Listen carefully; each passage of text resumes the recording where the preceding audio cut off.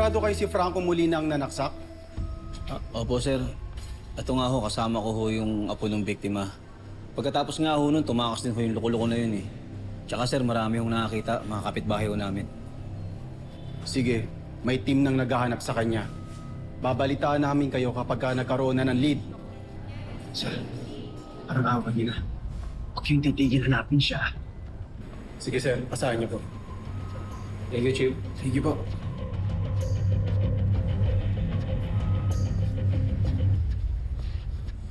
Nay! Nay, kumusta na ho si Papa? Ano na, critical pa rin. Sinasalina ng dugo. Pagkatapos daw nun, ooperahan siya.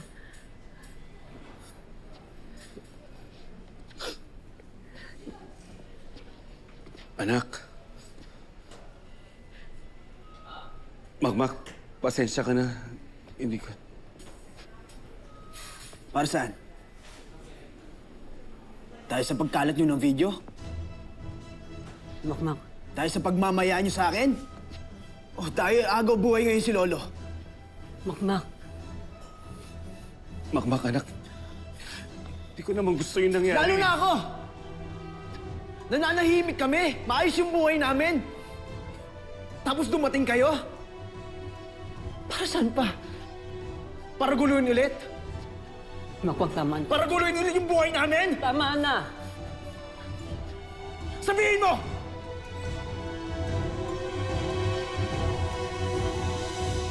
Hindi mo naman alam yung totoong nangyari. Ano pang hindi ko alam? Eh, nang nag-viral yung video niya, di ba? Ako! Bakit kami na lang lagi sumasalo ng problema mo? Ng kahihiyan mo? Alam mo pa yung nakakahiya? Ayan!